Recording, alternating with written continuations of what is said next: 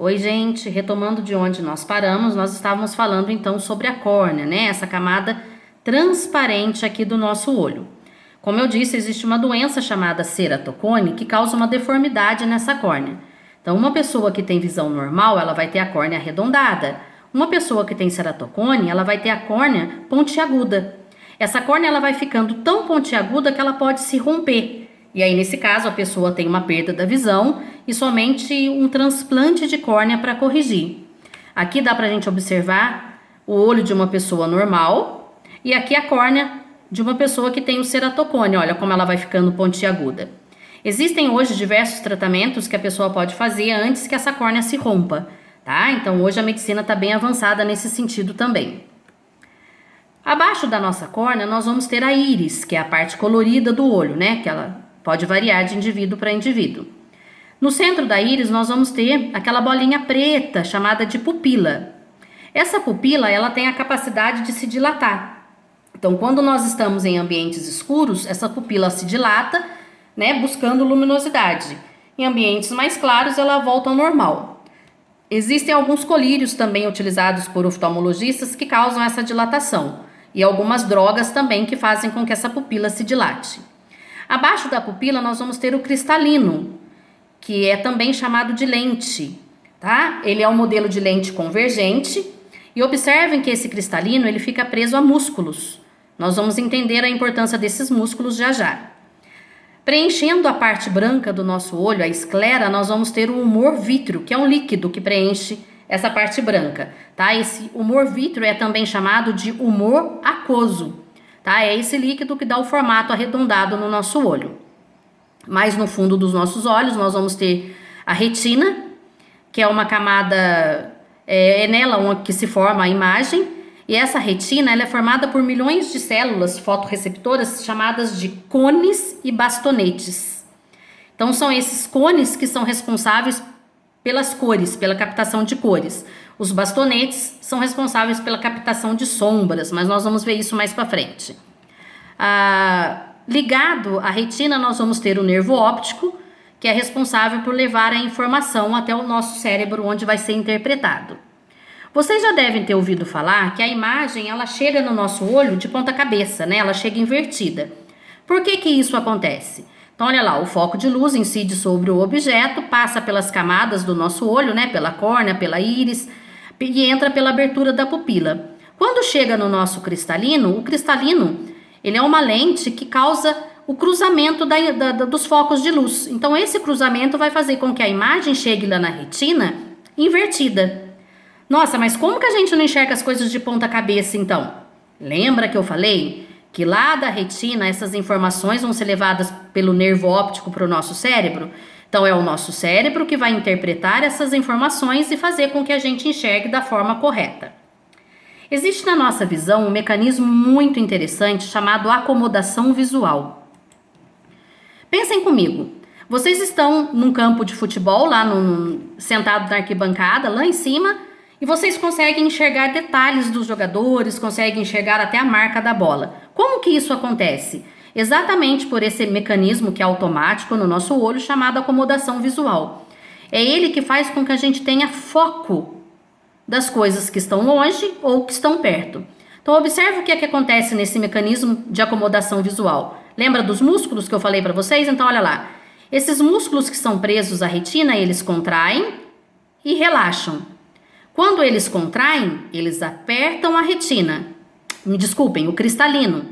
Né? Eles apertam o cristalino, fazendo com que a gente tenha o foco. Ou quando eles relaxam, eles puxam o cristalino de volta, fazendo com que então, as coisas que a gente consiga enxergar as coisas de uma forma mais correta, tá? Então, esse mecanismo é chamado acomodação visual. É o mecanismo de contração e relaxamento dessa musculatura aí do cristalino.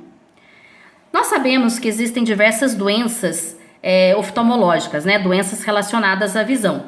Nós vamos trabalhar aqui com as mais comuns, que são a miopia, a hipermetropia, o astigmatismo. E vamos falar um pouquinho também sobre a presbiopia, que é a vista cansada. Primeiro, vamos entender o que acontece então com o olho de uma pessoa míope. Então, olha lá. Primeiro, a pessoa míope, ela vai ter dificuldade em enxergar de longe. né? Então, tudo que está muito longe dela, ela tem dificuldade aí para focar. Por que que isso acontece? Olha lá, lembra que eu falei para vocês que a imagem ela tem que se formar aqui na retina? Olha o que que acontece com uma pessoa que tem miopia. A imagem se forma antes da retina, né? Isso é uma deficiência visual, é um problema que a pessoa tem em alguma estrutura do olho, provavelmente aqui no cristalino, que vai fazer com que essa imagem se forme antes da retina, fazendo então com que essa pessoa não enxergue as coisas da forma correta. Se ela for no oftalmologista, que tipo de lente ela vai ter que usar no óculos dela? Nesse caso, uma lente divergente. Então, as pessoas míopes, elas usam essa lente divergente que vai fazer a correção da imagem, né, fazendo com que a imagem se forme lá na retina e não antes dela. A pessoa hipermétrope, que a gente fala, a pessoa que tem hipermetropia, ela não consegue enxergar de perto. Então, tudo que está muito próximo a ela fica fora de foco. Por que que isso acontece? De novo, olha lá, a imagem ela não tem que se formar na retina? No caso da pessoa que tem hipermetropia, o que que acontece? A imagem se forma depois da retina. E isso faz também com que a pessoa não consiga ter foco nas coisas que ela está observando. Nesse caso, o oftalmologista vai indicar uma lente convergente. Então, essa lente convergente, ela vai fazer a correção da imagem, fazendo com que essa imagem, então, ao invés de se formar depois da retina, ela se forme sobre a retina, que é o local correto. No caso da pessoa que tem astigmatismo, olha lá o que acontece. A imagem, ela até se forma na retina, só que ela chega torta, ela chega distorcida na retina. E isso faz com que a pessoa, então, não tenha uma visão correta. Que tipo de lente essa pessoa vai usar? Uma lente que nós chamamos de assimétrica. Essa lente ela vai ter partes convergentes, partes divergentes que vão fazer essa correção. No caso da pessoa que tem presbiopia, ela vai ter essa musculatura aqui, olha, que prende o cristalino, vai ficando frouxa.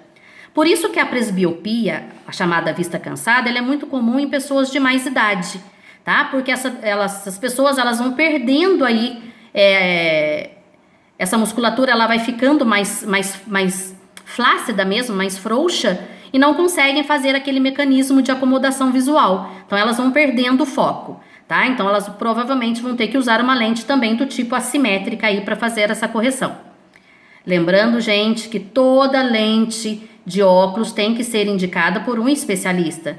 Ele vai examinar o seu olho, vai ver que tipo de problema você tem, e aí ele sim vai indicar para vocês o melhor tipo de lente para fazer essa correção.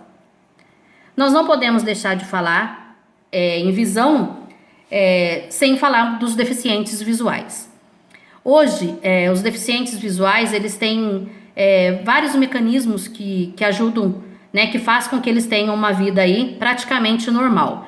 Desde pisos antiderrapantes que nós encontramos em calçadas, em shoppings, né? Hoje os prédios têm esses pisos em alto relevo aqui, que né, eles vão perceber esse piso aqui através da bengala e vão conseguir se locomover sem problema nenhum.